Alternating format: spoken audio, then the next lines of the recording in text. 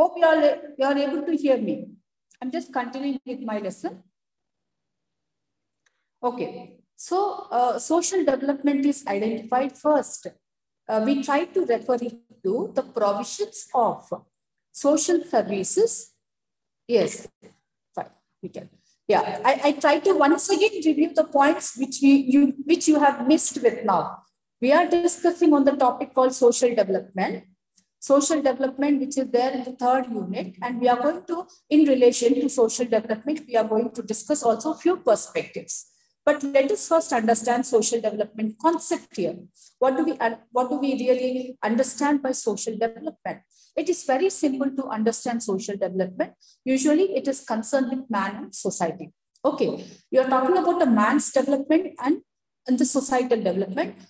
And in the society, you find the man and the group of person, isn't it? So overall, it is something which we are talking about, the overall development of the society, overall development of the man. This is one aspect of understanding the concept of social development. Next, we come across what does exactly it implies. Social development implies the social dimensions of overall development. Other than that, it implies the development aspect of the life, which directly doesn't come under economic development. For this, I have quoted the example like economic development is something different from social development. Economic development, we are taking it as the production development. We are taking it as the man's income development. We are taking it as the life standards improvement of the man because of employment opportunity, income rising, etc., etc. All this which comes under economic development. But other than economic development, whatever you find it otherwise, usually we try to imply it as or understand it as social development. Now, how to identify with the social development? Social development is identified or which refers to, social development refers to the provision of all social services like health, education, and housing for all. I repeat once again. Social development, first point, it refers to provision of, the society need to provide all the better facilities for each and every one. Each and every one. For example, what are the provisions here? The basic amenities like the social services like the health, the education, and housing for all. These are to be given to everyone in the society. If everyone are access to all these facilities, then we say there is social development. Okay, housing for the person, housing for the man, and at the same time, health for the person, and also education for. These are few provisions we are talking about in social development. Then again, we come across social development also refers to the provision of social justice for the socially disadvantaged and deprived sections such as scheduled caste, scheduled tribes, backward communities, and the women and children and old people. I repeat once again this point. It is something social development refers to the development as provision of, when you are giving the provisions of, when you are giving the facilities like social justice, you need to see, the society needs to see that, check that there is social justice to all the vulnerable sections, the weaker sections like scheduled communities, the scheduled caste communities, scheduled tribes, women and children, old age people, and backward communities. If these people are given with social justice, then this is termed as social development. Okay, this is one understanding of social development. Next, we come across social development also signifies, it also signifies the service provided for public health or education, and also certain sections of the society becomes the target groups for the development on account of special consideration. Are we considering all the communities here? Of course, we are targeting few communities in social development because those communities are totally the vulnerable sections, the most weaker sections in the community. Why? Because I think I've said in my introduction class, like when we are talking about development doesn't mean that only one particular community or one group had develops a lot and we claim the whole development. This is not possible. We have to include all the communities, all the sections of the people, are all caste groups into the development target here. So this social development also says that we are targeting few communities, we are targeting few groups so that we are able to provide all the provisions like education, health, housing facilities, the employment opportunity, social justice. Then they started to utilizing all these provisions, all the benefits given by the society. They try to uplift themselves. They try to develop themselves. This is very usually referred to as social development. Then again, it usually one word to talk about social development, it says that it is from the better. You're talking about you're targeting the better situation, the better conditions for the people, better and more better. You're saying that today let us give few facilities, tomorrow another facilities, day after another facility. That means you're making the life better and more better and more better. So when you're saying that the condition comes to better position, then we say that yes, we have reached the target of social development. So overall, when we talk about social development, a very brief discussion of the social development, it says that vulnerable sections are to be taken into consideration when we are talking about the social development. And social justice is the major important criteria when you talk about social development. Why? Because all sections of the community may not be given with the equal justice, may not be treated equally. So for these communities, we need to give social justice. So you're targeting few communities, few groups in the society, and we are making them to utilize all the provisions which are being provided by the society, like the basic amenities and also few provisions like health conditions of the person, health systems, health services, education services, and also the shelter service. All these benefits are to be, provisions are to be made in order to uplift the few communities, the weaker sections, like we have quoted few communities in the text, isn't it? So this is usually a brief discussion on social development. But other than this, what is exactly we usually refer to social development? More understanding of social development here. It says that equality is acclaimed as a measure of social development. Equality, that means there should not be any differences between one community and the other community. There should not be any difference between the income status of the people here. There should not be any discrimination based on the caste. There should not be discrimination based on the race, or there should not be discrimination based on some other criteria. When you see that society is giving importance to equality, equality in the sense on par with one person, everyone are equally. On par with all groups stands equal on a common line of status. Then we say that equality is the major important central focus of social development. So when you are saying that yes, equality we have attained in the societies, then we have attained social development. This is one aspect of understanding social development. Other than this, it says that social development usually talks about it. The dimension of social development is concerned with the sense of fraternity. I repeat once again this point. The dimension of social development is concerned with the sense of fraternity. Fraternity in this is a group, a family. We feel that fraternity is something we are talking about, taking it to the family community, the family group here. That means this usually concerned with what is called the sense of belonging and the sense of communion with others. Sense of belonging. When do one feel that yes, we belong to that particular group, yes, we belong to the society, we belong to this particular other community or the group. So this sense of belonging should develop among the group members. This is usually the major concern of what is called the development with fraternity. Development, we are directing into the fraternity and the sense of union, the communion. You need to take yourself into the community. You need to share all the things which are there in the community. So this sense usually comes when you feel that, yes, I am better.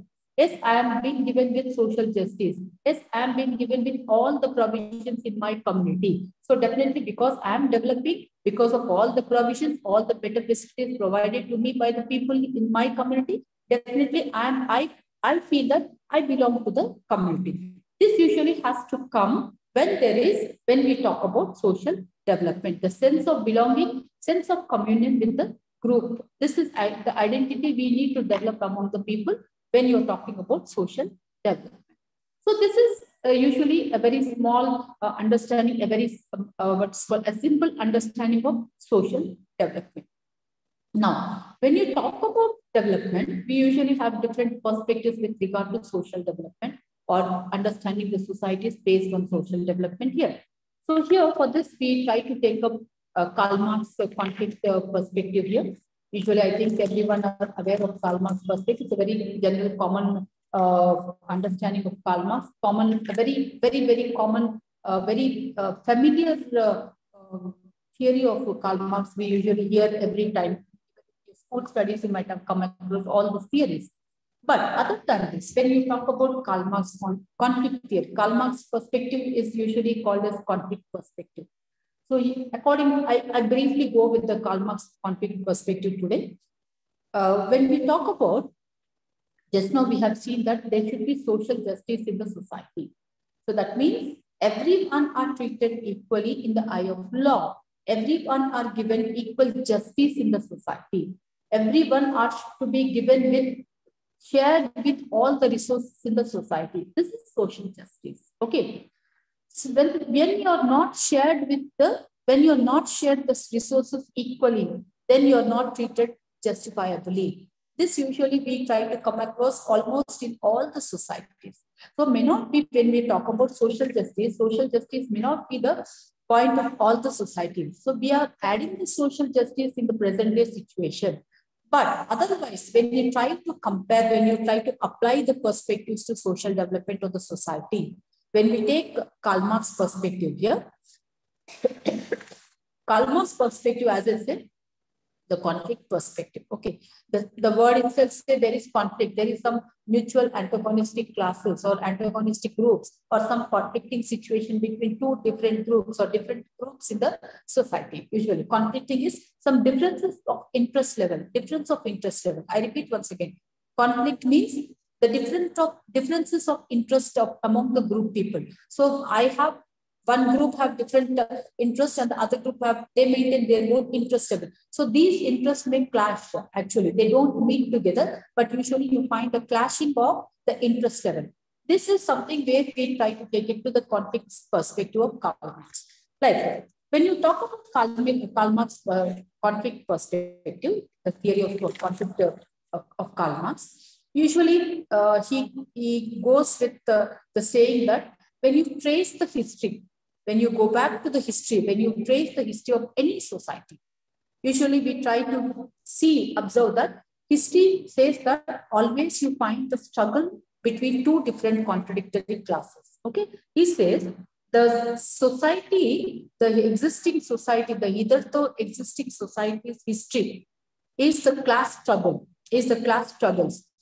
Wherever you trace, whenever you trace, whether you trace just 100 years back of the history, 1,000 years back of the history, 2,000 years back of the history, whether it is the ancient, whether it is the feudal systems, or whether it is the industrial societies, or even today the modern societies, we find some kind of class struggles always exist. That means history is not free of the conflicting situation. Only other than the first primate system, the primitive system, according to Karl Marx, the communal system, that was free without any kind of class struggles. We cannot trace any class struggles in the long back, very long back, the primitive system.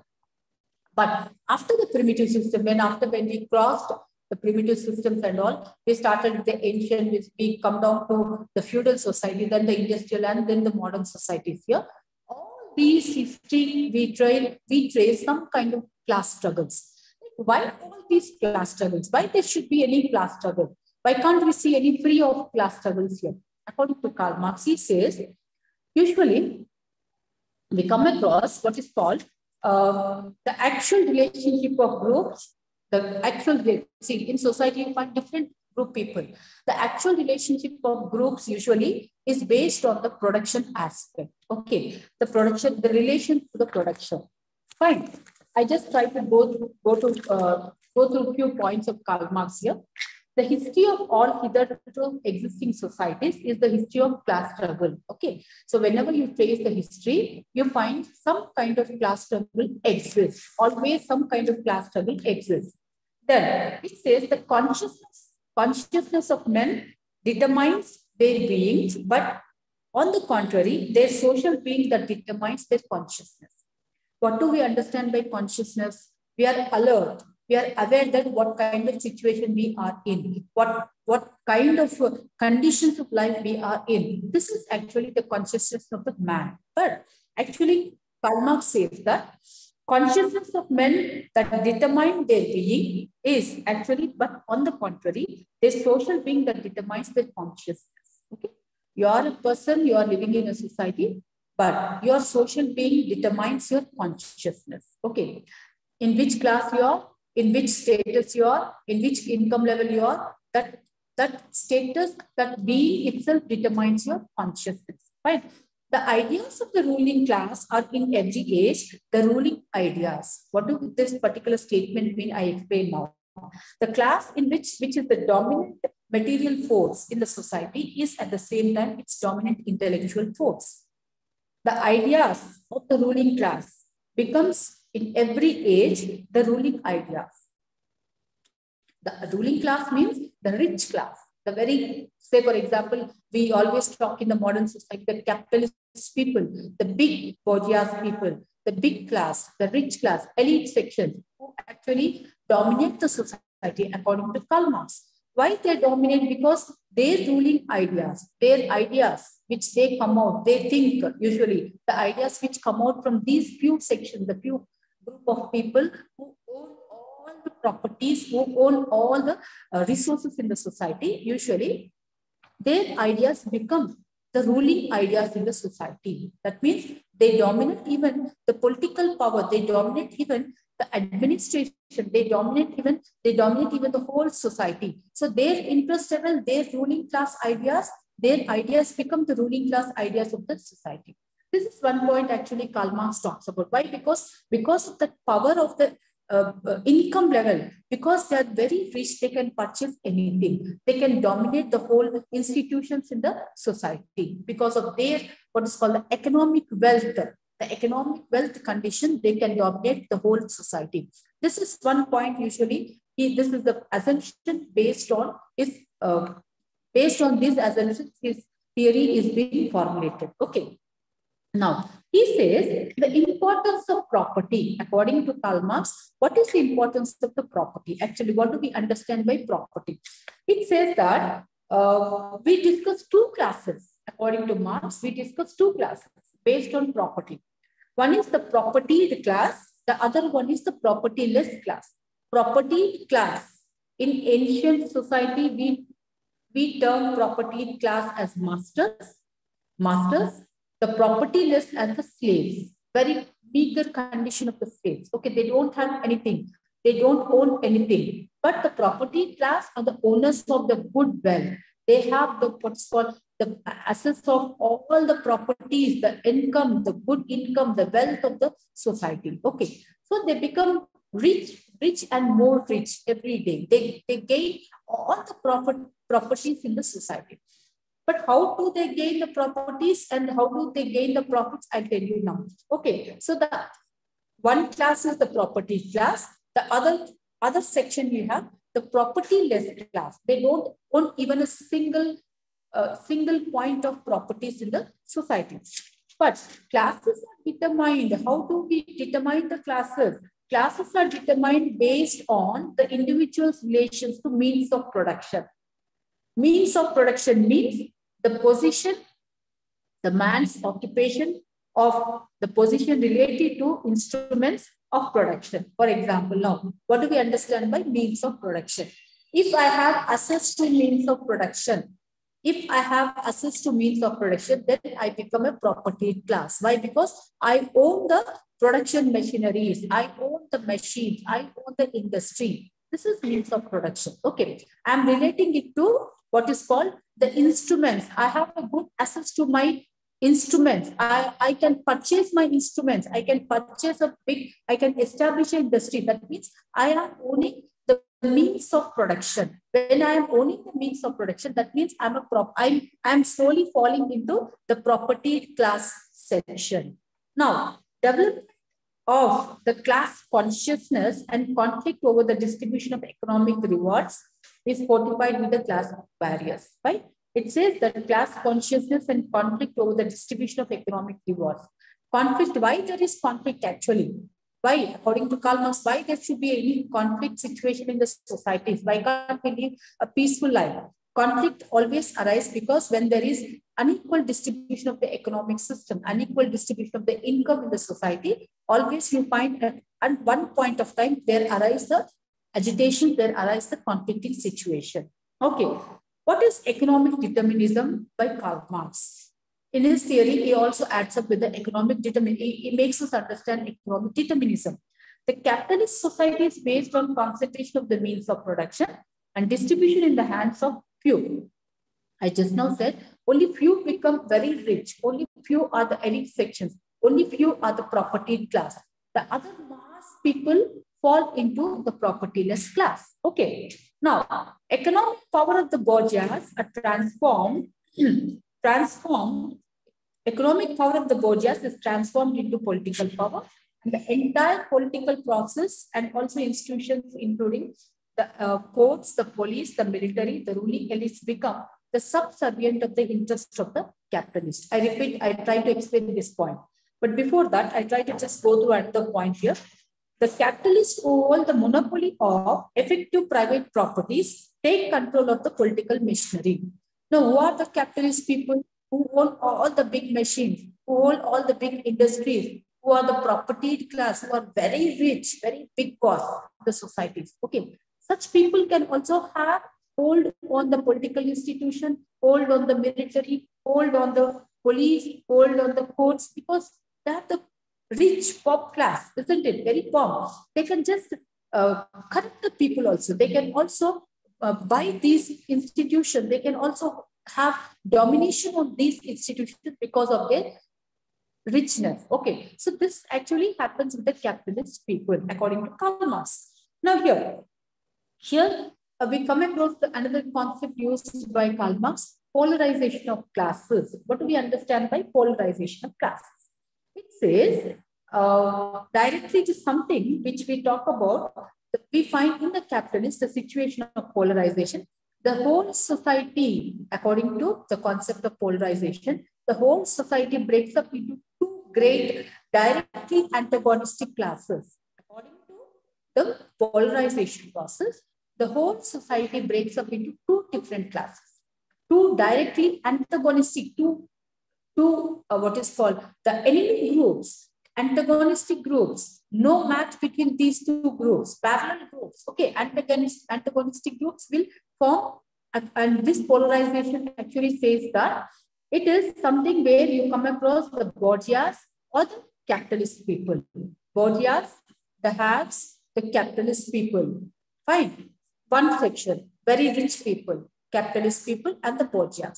On the other side, we come across the proletariat or the have-nots, the working class, the wage class people, so who actually own only their labor, not any other properties in the society. I repeat once again.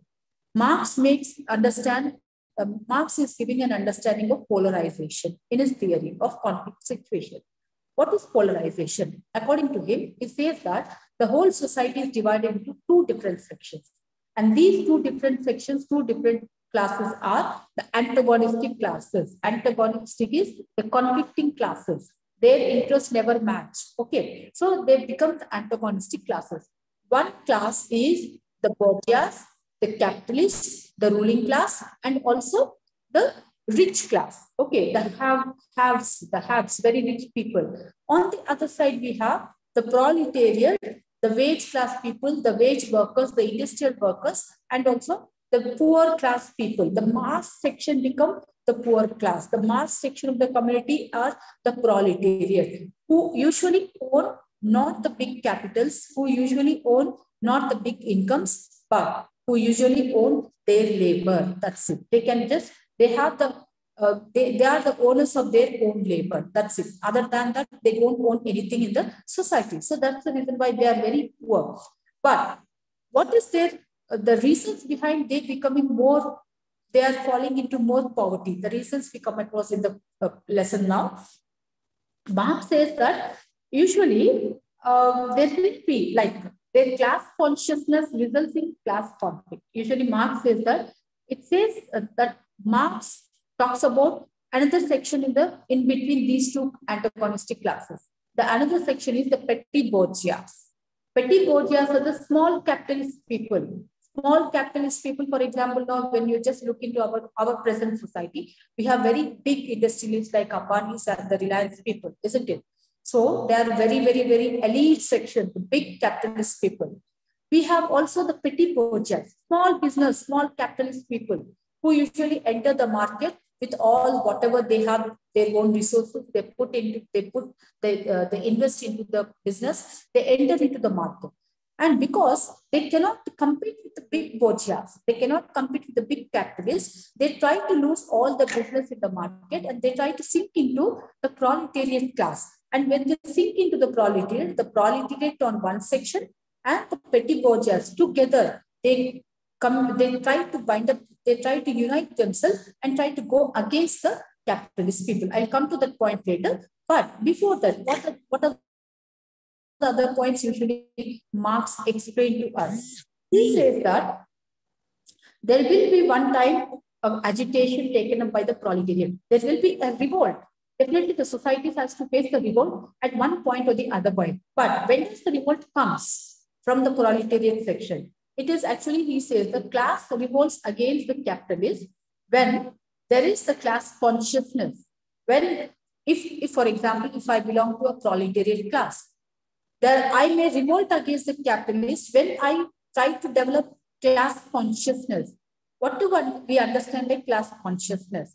Class consciousness is something when you understand your position, you understand your condition, the life condition, what life condition I'm leading, whether I'm giving at least my basic requirement to basic necessities to my children, to my family, or whether I'm really leading a comfortable life or at least a happy life. If I question this to me, I feel that no, I'm not in such kind of situation. I'm unable to provide at least the basic requirements to my family. I'm unable to give my education. I'm unable to give at least 2 meal a day to 2 meal at least to my family members. So if I'm failing with giving all these basic amenities, that means I'm in a poverty situation. So that class consciousness, I will be thinking about my own self. I will be thinking about my own condition. So when I'm alone with my condition, that means the proletariat class, when they really think, they are with class consciousness. You have come across with your consciousness. You are alerting your consciousness with regard to your life standards. This is class consciousness.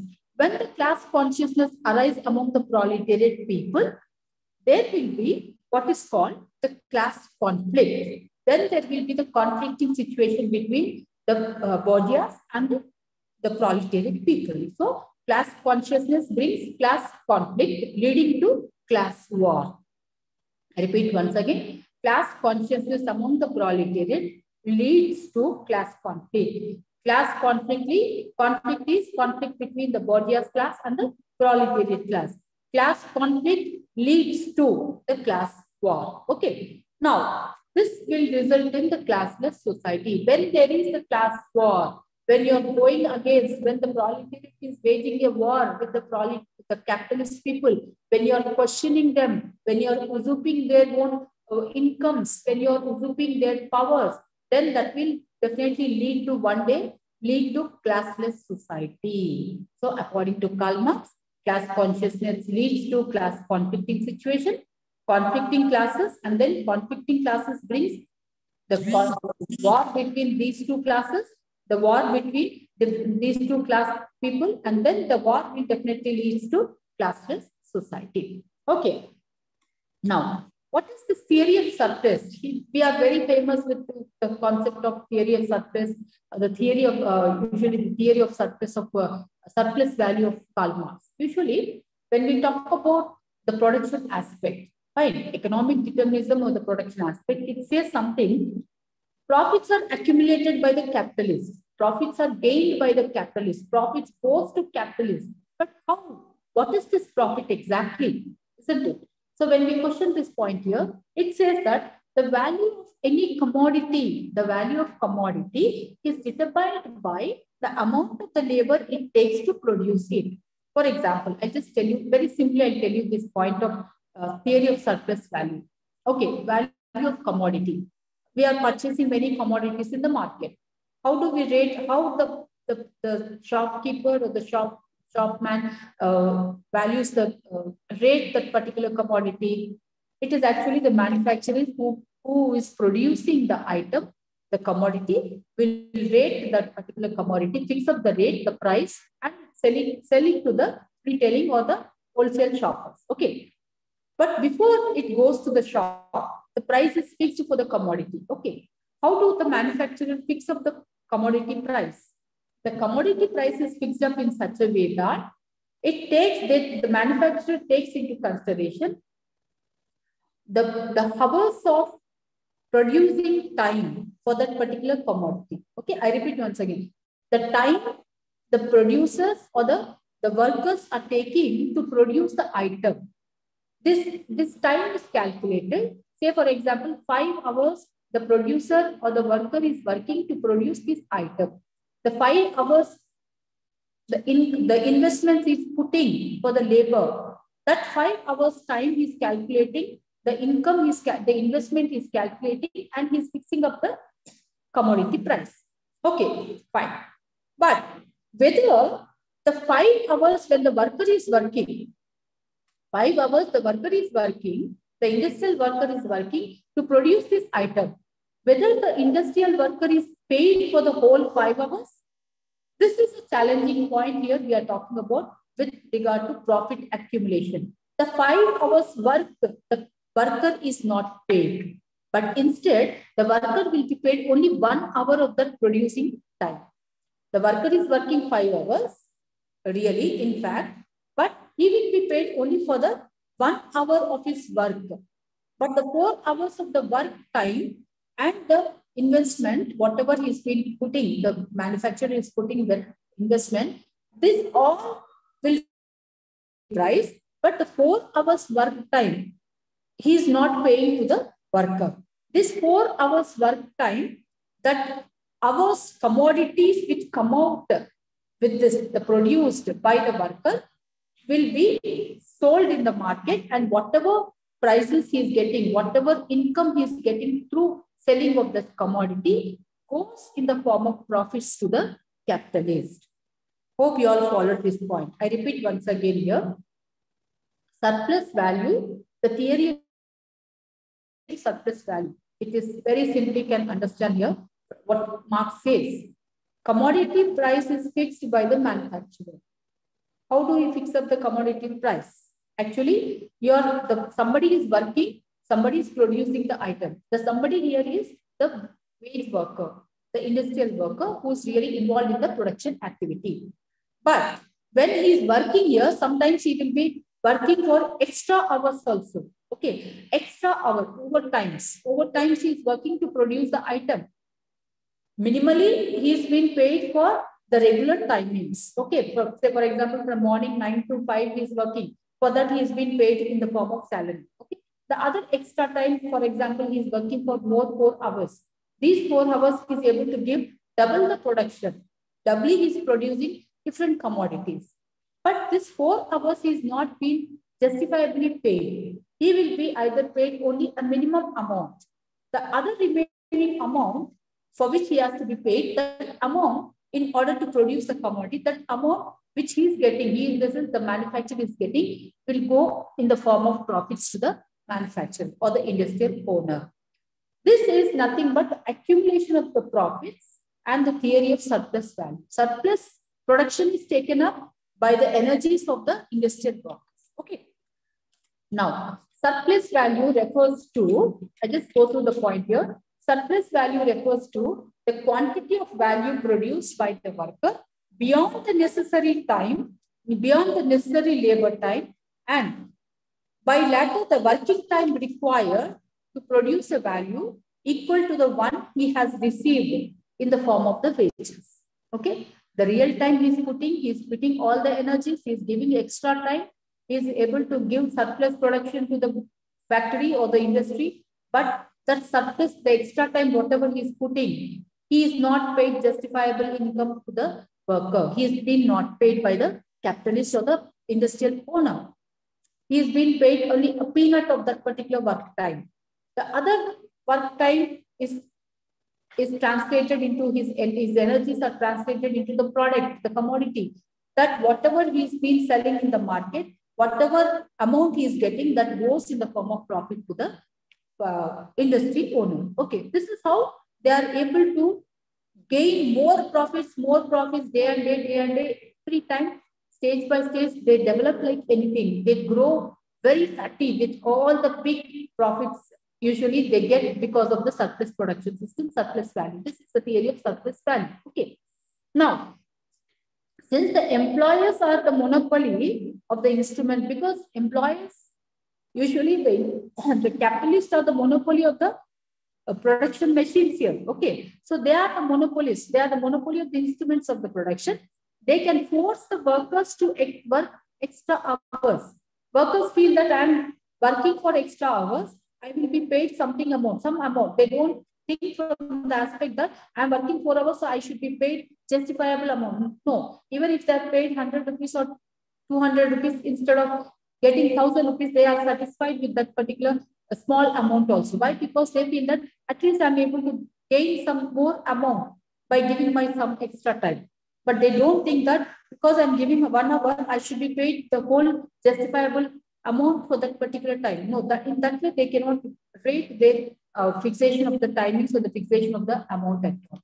Okay, so the profits tend to accumulate and exploitation of the labor takes place. So here, who is exploiting the labor? It is the capitalist who is exploiting the labor. Okay. Then this usually leads to pauperization. What is pauperization? Exploitation of the labor, the increasing exploitation of the labor is the poverty of the proletariat grows. One, usually the mass of the poverty is seen in the society. I try to explain this point here. Pauperization is something when the exploitation of the labor takes place. Okay. Exploitation of the labor is always taking place. When it takes place, the proletariat grows day by day, is entering into the poverty situation. Okay. But at the same time, the bourgeois are gained with more profits. Bourgeois on one side is gaining, is elevating, very rich, is been growing elite, very rich and rich every day. But on the other side, the wage workers are reduced to or is degraded to the situation of the poverty. Okay. Now here we come across the slavery, the perversion, the exploration, and the exploration of the proletariat is not, the mass poverty is not because there is the scarcity of the resources, but because there is scarcity, but the poverty is the resultant of exploitation of the labor. I repeat once again the point here. Mass poverty, according to Karl Marx, which usually the societies are experienced with, is not because there is scarcity of goods or scarcity of the resources in the society, but it is the resultant of exploitation of the labor which is taking place in the capitalistic society. Because the labor are exploited by the capitalist people, because of that, there is the poverty. Because they are not paying justifiable amount, justifiable remuneration, justifiable income to the workers. But in fact, workers are giving more and more extra hours for the production aspect. But still, they are all falling into, day by day, they are falling into the poverty situation. This is because of exploitation which is taking place in the capitalistic situation. Now, alienation. What do we understand by alienation? Alienation is something where, usually the term used by Karl Marx, where I am the producer, but I'm alienated with my production aspect. Okay, I try to go according to Karl Marx. The economic exploitation, the inhuman working conditions lead to the increasing alienation of men, and work is no longer an expression of man himself, only a degraded instrument of livelihood. Work is external to the worker and it is just imposed upon him. So the product of the work becomes an instrument of alien purpose. I'm working for an industry. Fine. My working situation is not proper. My environment is not good. Fine. I'm still working. Why? Because it is compulsion for me. Okay. So I have to work. My work is external to me. I'm there. I'm involved with the work. I'm involved in the production.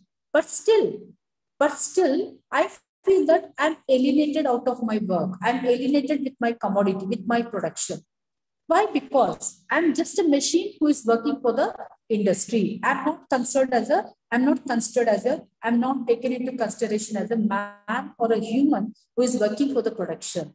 So this is what this particular aspect of understanding the alienation. I'm away from my production. I'm away. I'm involved, but not consciously. I'm involved. I'm not concerning itself. I'm not connecting it to my production. Okay, I'm involved, I'm taking the production, I'm involved with the production aspect, I'm bringing out the production, I'm able to see the commodities of my production, but still I'm away from my work situation. This is something, I'm there, but I'm not involved in this act. I'm there, I'm still there as a machine. Machine has no self. So even the alienation says that a production person or a worker is working with the production, he's working with the machine, he's there in the industry, but still he's not with his self, he's not with his consciousness, okay, with self. Fine. The man becomes more enslaved and he sinks into the level of the commodity. So now you are rated as a commodity. You are purchased as a commodity. Your wage, your labor is purchased as a commodity. You are not considered as a man with a self. Okay, when you are considered as a man with the self, that means you have all the things, your interest level is taken into consideration, your skill is taken into consideration, your interest in regard to the decision making for the industry is taken into consideration. This never happens in the capitalistic situation. So that's the reason why Marx uses the term alienation. Okay. The worker with no self is for the industry is for alienation, actually.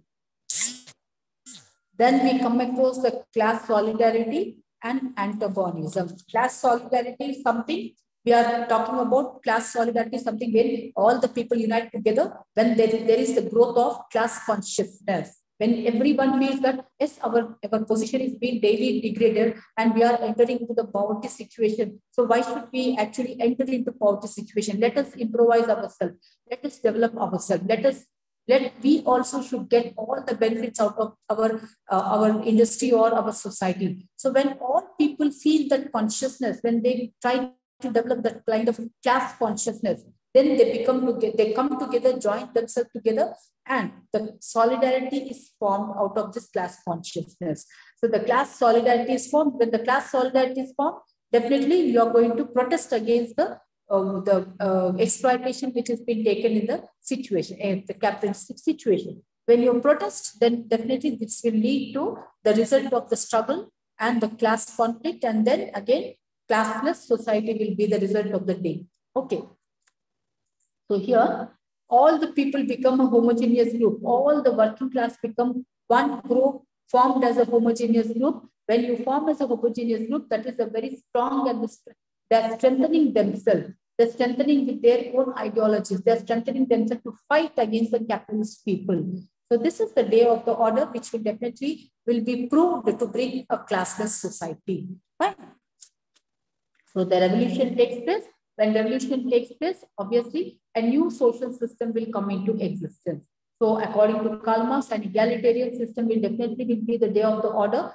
So when there is the conflicting situation, when the people revolt against the existing dictatorship, when they revolt against the ruling class ideologies, so definitely this will lead to a classless society one day. Okay.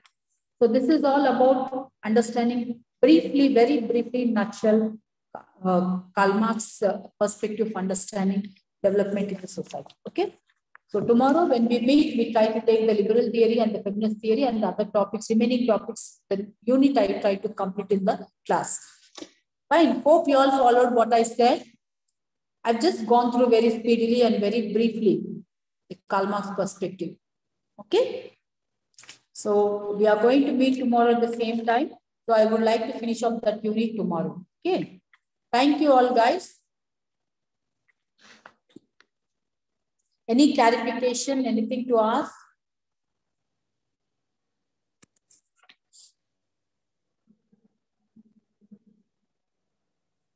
So this is all about social development, the concept of social development. So we need to understand social development from the aspect of the provisions of the better provisions of the better facilities, provisions of the health facilities, services in aspect of education, services in aspect of providing the shelter to all, providing social justice to few vulnerable communities in the society. Fine. And when you're providing social justice, that means you are taking on par with the other communities, all the other degraded communities in the society. So when you're making them stand equally with all the other communities, all the other people, then that means we have reached to social development. We are able to see the result of social development. So social development can also be implied as when people are educating themselves. People should be given with access to education. People are provided with all the healthcare facilities. All the other communities here, people who have been ignored with all these facilities should be provided with all these facilities. Health, education, and shelter is the basic basic requirement in order to improvise oneself, in order to see that they also reach some kind of standards of life in the society. Okay. This is understanding the concept of social development, and social development is understood from different perspectives here. So we have seen Karl Marx perspective here. Usually, anytime when we relate Karl Marx perspective, we usually talks about history, because we have to trace the whole history in the societies. Usually traces some kind of class struggle, whether it is the ancient, whether it is the feudal, or whether it is the present day situation. Also, you find some kind of class struggle between two different antagonistic classes. These two different antagonistic classes are formed in relation to the production here, in relation to the access to the production, in relation to the means of production. So when a group of people have means of production, when they are relating to the means of production, when they are holding the means of production, they become the capitalists, they become the rich class, they become the bourgeois section. So the bourgeois section are able to invest in the big industries, they are able to they are the big capitalist people, and they are hiring the labor of the workers, whom we usually term them as the proletariats. And these proletariats are, they're owning only the labor. Other than labor, they don't own anything in the society. Fine. And they are able to give their services, they give their labor, they are rendering their labor, their services, they are rendering the services in the form of giving the labor to the industry, in order that relating it to the production aspect. Okay, but still, even when we are transformed to the new societies also, we are unable to see a classless society. Why? Because these two antagonistic classes are still prevailing still there in the existing in the societies. In the form of capitalistic situation also, we find the bourgeois on one section and the proletariat on the other section. These two classes are considered the antagonistic classes. Why? Because they have the different, the what is called their own interest levels, and these interest levels, I mean, different kind of interest level, and these interest level never match together. Okay. So these ideology, bourgeois ideologies are the ruling ideologies, and the ruling class ideology becomes the day of the order. And they have, because their income and the wealth usually make them to dominate the whole society's institutions, like the political institution, the power institution, the religious and the military, etc., etc. Whatever institutions are there, they are able to hold them together. They are able to dominate those institutions. So because of that power, fine. On the other side, we have only the proletariat who are very poor, and the mass poverty is the resultant, according to Karl Marx, is the resultant of, not because of the scarcity which exists in the society, or because there is scarcity in the society, but mass poverty is the resultant of exploitation of the labor in the capitalistic situation. Okay, so because the labor are exploited, so through their exploitation, the surplus value is produced. Surplus value is produced by the industry people. Okay. The surplus value, whatever surplus value the labor is able to give to the industry, that surplus value is turned into the profits, and those profits are accumulated by the bourgeois people, not shared by the labor. So that's the reason why usually Karl Marx said there is the exploitation going on in a bigger way. Okay, so this exploitation will definitely make them to arise with, it develops the growth of class consciousness among the proletariat. The class consciousness brings the class conflicting situation, and the class conflicting situation leads to the class struggle, and the class struggle brings one day the classless society. Okay, so this is all very briefly the ABCD aspect of understanding Karl Marx perspective with regard to development. Okay, so thank you all for today. So tomorrow we'll meet at the same time with the new topics, liberal perspectives and the feminist perspective and other topics whichever are there in the unit. Okay. Thank you all guys.